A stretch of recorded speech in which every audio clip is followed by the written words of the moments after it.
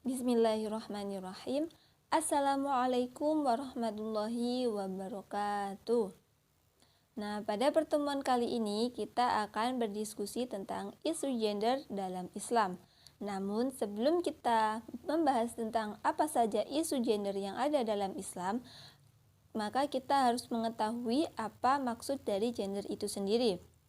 Nah, gender itu berasal dari bahasa Inggris, yang mana memiliki arti jenis kelamin.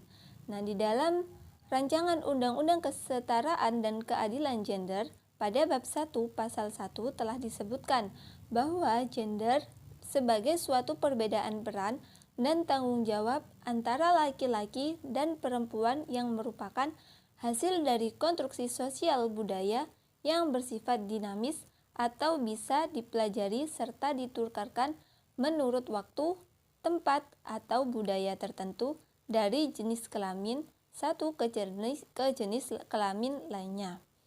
Nah, selain pengertian tersebut, ada beberapa ahli yang berpendapat bahwa yang pertama, menurut Hedi Sri Ahimsa menegaskan bahwa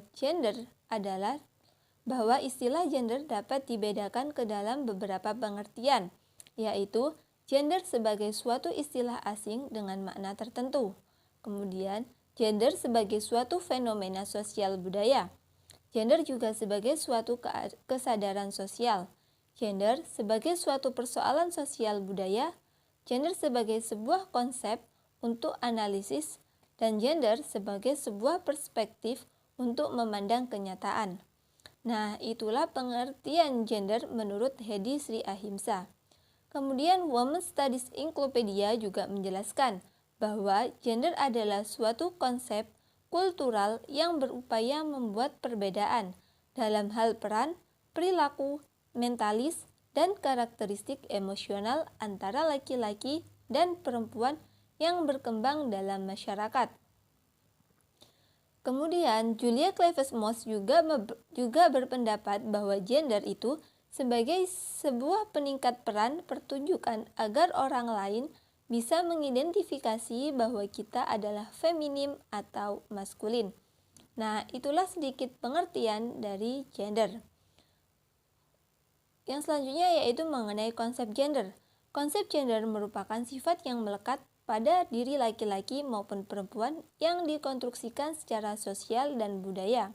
Misalnya, seorang laki-laki itu cenderung dianggap kuat, rasional, perkasa. Sedangkan kalau seorang perempuan itu biasanya dianggap makhluk yang lemah lembut, penyayang, keibuan, dan juga emosional.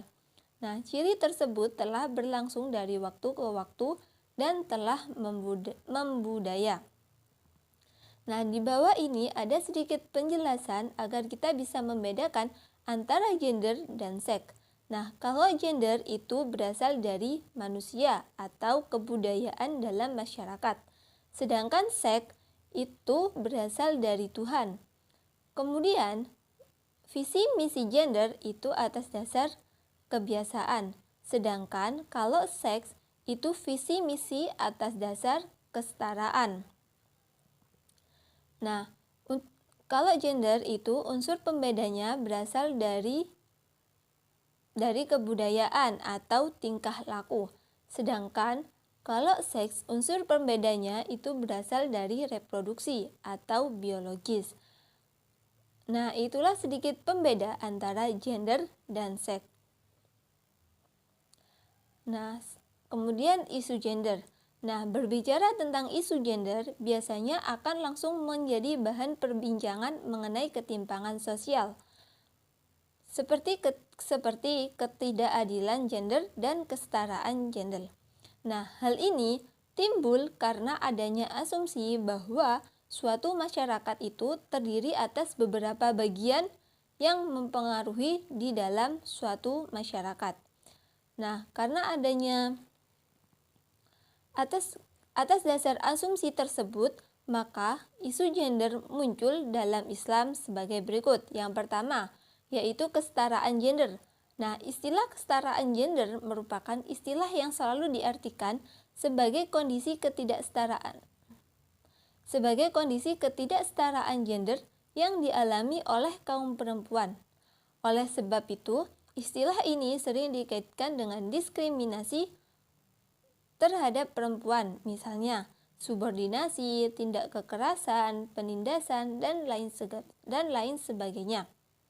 Nah, untuk mewujudkan kesetaraan gender ini, kita tidak boleh diartikan juga sebagai untuk mewujudkan kesetaraan gender itu memerlukan jangka waktu yang panjang dan tidak bisa dilakukan dalam waktu yang singkat.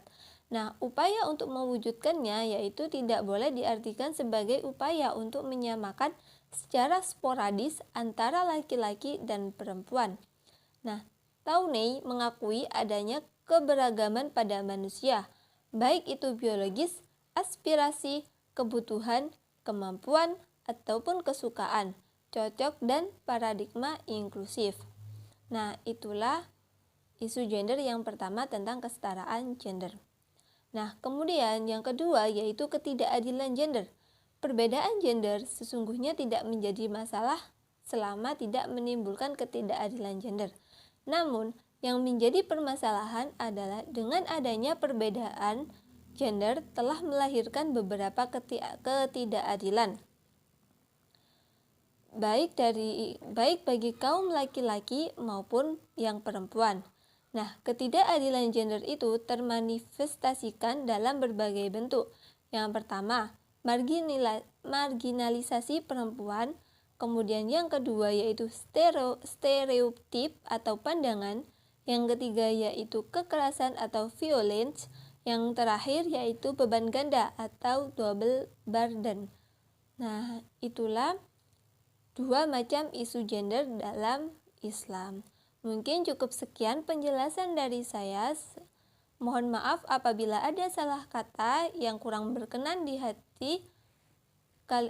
hati kalian semua. Mohon dimaafkan. Kami akhiri. Wassalamualaikum warahmatullahi wabarakatuh.